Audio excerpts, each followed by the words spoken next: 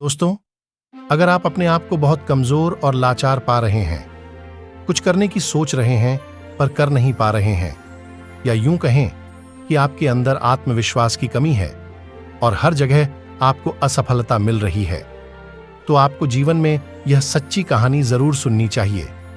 यह कहानी आपको सफल ही नहीं बनाएगी, बल्कि आपके अंदर के आत्मविश्वास को जगाएगी। और आपको भी पता है कि दुनिया में कुछ बड़ा करने के लिए या कुछ अच्छा करने के लिए हमारे अंदर के आत्मविश्वास का होना जरूरी है।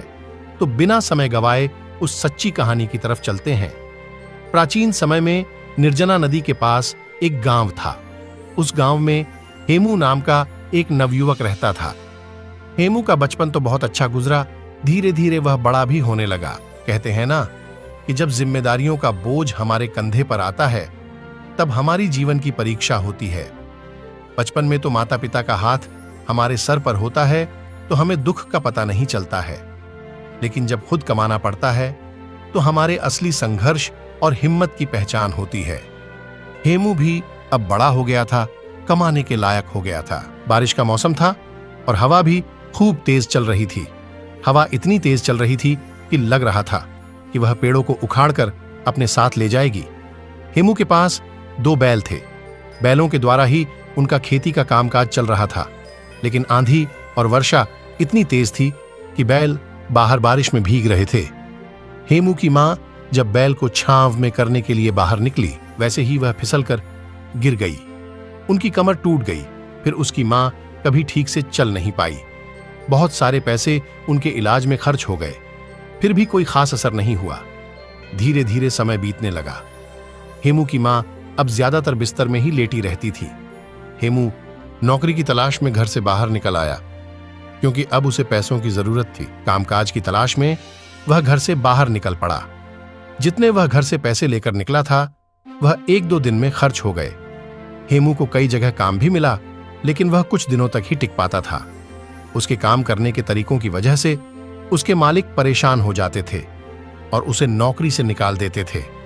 ऐसा उसके साथ हर जगह हुआ। वह जहां भी नौकरी करता था, पर उसे थोड़े दिन के बाद काम से निकाल देते थे, क्योंकि उसे कोई काम ठीक से नहीं आता था। उसमें कई कमियां थीं। हेमू को यह समझ में आ गया था कि मुझ में कुछ कमी है, जिसकी वजह से मुझे काम से निकाल दिया जाता है। अब उसे एक ऐसे गुरु की जरूरत थी जो उसे सही मार्ग दिखा सके। हेमू निराश होकर एक बगीचे में बैठा हुआ था। तभी वहां से कुछ बौद्ध भिक्षु अपने बर्तन में भिक्षा पात्र लेकर वहां से गुजर रहे थे और वह लोग आश्रम की तरफ बढ़ रहे थे। जब हेमू उन्हें देख लेता है तो उनका पीछा करने लग जाता है। पीछा करते करते वह भी उनके आश्रम में पहुंच जाता है। जब आश्रम के कुछ बच्चों ने हेमू को देखा तो उन्हें लगा वह एक चोर है, और वह लोग चिल्लाने लगे कि आश्रम में चोर घुस गया है। तभी कुछ बच्चे दौड़कर उसे पकड़ लेते हैं और आश्रम में लाते हैं।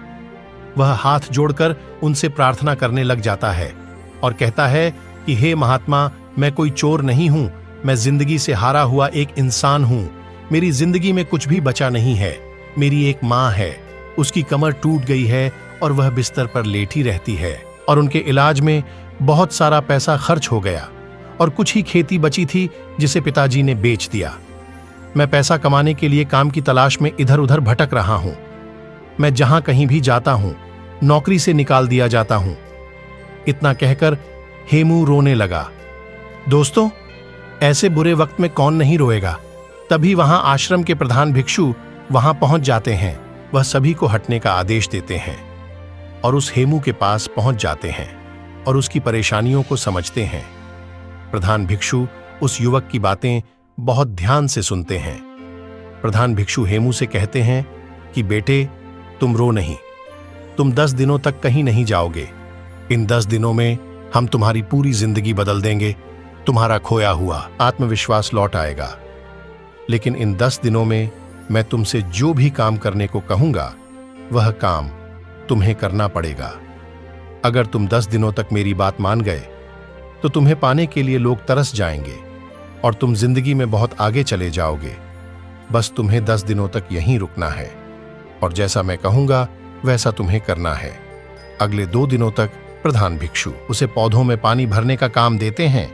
वह पौधों में पानी भरता है और प्रधान भिक्षु उसे देखते हैं।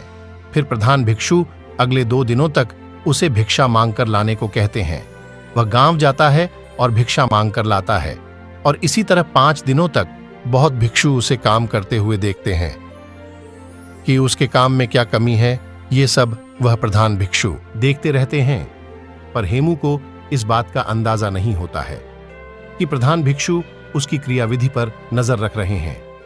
5वें दिन की शाम को प्रधान भिक्षु हेमू से कहते हैं, अगले दिन की सुबह तुम नदी में स्नान करके हमारे पास आ जाना। अब हम तुम्हें कहीं नहीं भेजेंगे। हेमू जैसे तैसे उस आश्रम में सो जाता है और सुबह होते ही नदी में स्नान करके बौद्ध भिक्षु के पास आ जाता है। वह भिक्षु को प्रणाम करता है और उनके पास बैठ जाता है। हेमू कहता है कि हे महात्मा, 5 दिन बीत गए हैं, पर आपने कोई ज्ञान नहीं दिया है, कोई बात नहीं बताई। अब 5 दिन और बचे हैं। अब फिर से मुझे वही ठोकरों वाली जिंदगी जीने को मिलेगी, क्योंकि 5 दिनों तक मुझे इस आश्रम में खाना तो आसानी से मिल गया। आश्रम के खाना को खाकर वह अपना पेट आसानी से भर लेता था, और 5 दिनों बाद उसकी चिंता फिर से बढ़ने लगी। गुरु उसके चेहरे पर चिंता का अभाव बड़ी आसानी से पढ़ लेते हैं और कहते हैं कि हेमू, हमने इन 5 दिनों में तुम्हारी गलतियों को देखा है। क्यों लोग तुम्हें भगा दे रहे हैं? क्यों लोग तुम्हें नौकरी पर नहीं रख रहे हैं? तुम क्यों हर जगह असफल होते जा रहे हो? ये सब मुझे अब पता चल गया है। अब मैं तुम्हें 7 ऐसे तरीके बता रहा हूं जो तुम्हारी कमियों को दूर करने के साथ साथ तुम्हारे अंदर के आत्मविश्वास को भी बढ़ा देगा। तुम्हारे अंदर के आत्मविश्वास को बढ़ाने वाला पहला तरीका है, पहले छोटे छोटे कामों को करो और उन छोटे छोटे कामों को करने का लक्ष्य बनाओ। अगर तुम पहले छोटे छोटे कामों को करोगे तो तुम्हें छोटे छोटे कामों का अनुभव प्राप्त हो जाएगा और तुम्हारा आत्मबल भी बढ़ने लगेगा, क्योंकि तुम छोटे छोटे कामों को करना सीख लिए हो। अगर तुम्हें बड़ा काम करना है तो पहले छोटे छोटे कामों को करना सीखो। यही वजह थी कि तुम जहां भी काम करने जा रहे थे तो तुम्हें काम करना नहीं आ रहा था, जिसकी वजह से काम के मालिक तुम्हें काम से निकाल दे रहे थे। इसीलिए जीवन में कोई भी काम करने से पहले उसका अभ्यास करना बहुत जरूरी होता है।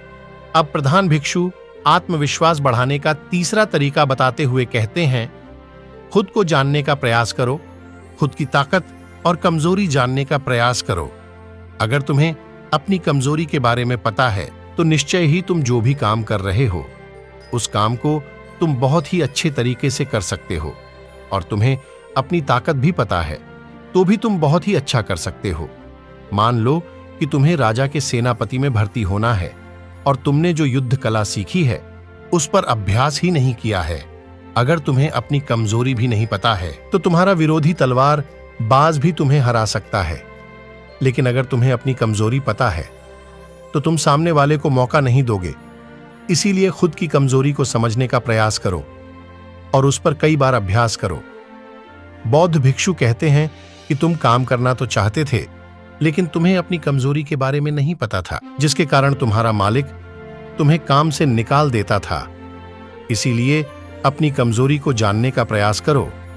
महात्मा आत्मविश्वास को बढ़ाने का चौथा तरीका बताते हुए कहते हैं, तुमने अभ्यास करना तो सीख लिया, लेकिन तुम्हारा अपने आप पर नियंत्रण नहीं है, तो इन सब का कोई मतलब नहीं रहेगा। इसीलिए अपने आप को नियंत्रण में लाने के लिए सबसे पहले मन को नियंत्रित करो। जब तुम्हारा मन नियंत्रित हो जाएगा तब तुम अपने कार्य पर ज्यादा ध्यान दे पाओगे, और जब तुम अपने कार्य पर ध्यान देने लगोगे तो तुमसे गलतियां कम होने लगेंगी। इसीलिए मन को नियंत्रित करना बहुत ही ज्यादा जरूरी होता है। दोस्तों, मन को नियंत्रित करने के उपाय के बारे में मैं एक वीडियो और बना चुका हूं, आप उस वीडियो को देख सकते हैं। आत्मविश्वास बढ़ाने के 5वें तरीके को बौद्ध भिक्षु बताते हुए कहते हैं, खुद का सम्मान और लोगों का भी सम्मान करना सीखो। जो भी तुम्हें उपलब्धि मिली है तुम्हें उसमें सम्मानित महसूस करना चाहिए। तुम्हें खुद पर गर्व होना चाहिए कि मैंने इस काम को कर लिया है। जब तुम्हें खुद पर गर्व होगा तब तुम्हारा आत्मविश्वास भी बढ़ने लगेगा, और जब तुम्हारा खुद पर आत्मविश्वास बढ़ने लगेगा तो तुम्हें कोई भी काम असंभव नहीं लगेगा।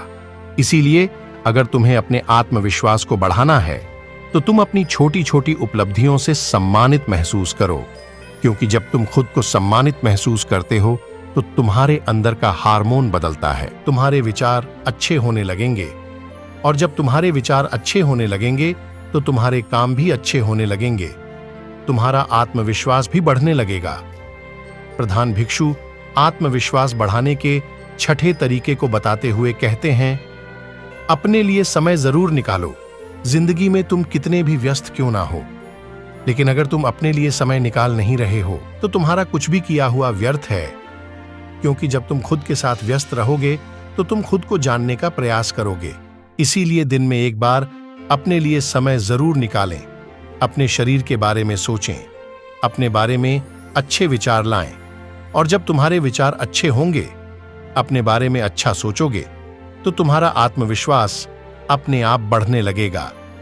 प्रधान भिक्षु आगे कहते हैं कि समय को कभी बर्बाद मत होने देना, क्योंकि तुम्हारा समय बहुत ही कीमती है। ऐसे ही तुम अपने समय को बर्बाद ना करना।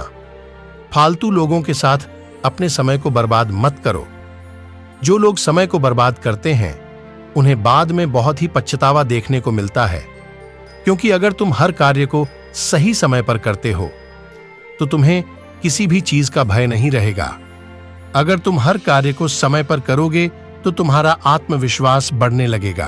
प्रधान भिक्षु आत्मविश्वास बढ़ाने के 7वें तरीके के बारे में बताते हुए कहते हैं, अपने शरीर का ख्याल रखो। अगर तुम्हारा स्वास्थ्य ठीक है तो ही तुम जिंदगी में कुछ कर सकते हो। तुम लाख तैयारी किए हो, कितना भी अभ्यास किया हो, लेकिन अगर तुम्हारा स्वास्थ्य नहीं ठीक है तो तुम कुछ भी नहीं कर पाओगे। इसीलिए अपने स्वास्थ्य पर ध्यान देना बहुत ही जरूरी होता है। इसके लिए तुम योगासन और व्यायाम करो। प्रतिदिन ध्यान मुद्रा में बैठने का प्रयास करो। योगासन हमारे शरीर को स्वस्थ रखता है, और जब हमारा शरीर स्वस्थ रहता है तभी हमारे मस्तिष्क में अच्छे विचार उत्पन्न होते हैं, और जब हमारे मस्तिष्क में अच्छे विचार उत्पन्न होंगे तो हम अपने कार्य को और भी बेहतर तरीके से कर सकते हैं। हमारे सोचने समझने की क्षमता बढ़ती है, जिससे हम अपने कार्य को बहुत ही अच्छी तरीके से कर सकते हैं। दोस्तों, प्रधान भिक्षु हेमू से कहते हैं कि हेमू, अगर तुम मेरी यह 7 बातें अपने जीवन में अपनाते हो तो तुम्हें जीवन में आगे बढ़ने से कोई नहीं रोक सकता है, क्योंकि तुम्हारा आत्मविश्वास तुम्हें सफलता जरूर दिलाएगा। प्रधान भिक्षु हेमू से कहते हैं कि हेमू, तुम यहीं मेरे पास 15 दिन और बिताओ, इसका अभ्यास करो, फिर मैं तुम्हें राजा के पास भेजता हूं। प्रधान भिक्षु 15 दिन बाद हेमू को राजा के पास भेजते हैं। राजा हेमू की कार्यशैली को देखकर बहुत ही प्रभावित होता है और उसे अपनी सेना में सम्मिलित कर लेता है, जिससे उसका जीवन बहुत ही अच्छी तरीके से बीतने लग जाता है। दोस्तों, मुझे उम्मीद है कि अगर आप भी इन 7 बातों को अपने जीवन में अपनाते हैं तो आप भी अपने आत्मविश्वास को बढ़ा सकते हैं, और जब आपका आत्मविश्वास बढ़ जाएगा तो आप अपने जीवन में कुछ भी कर सकते हैं। दोस्तों, अगर आप मुझे पहली बार सुन रहे हैं तो हमसे जुड़ने के लिए इस चैनल को सब्सक्राइब करना मत भूलिएगा। मिलते हैं अगली वीडियो में कुछ नए विचारों के साथ। जब तक के लिए खुश रहें, स्वस्थ रहें और सावधान रहें। धन्यवाद।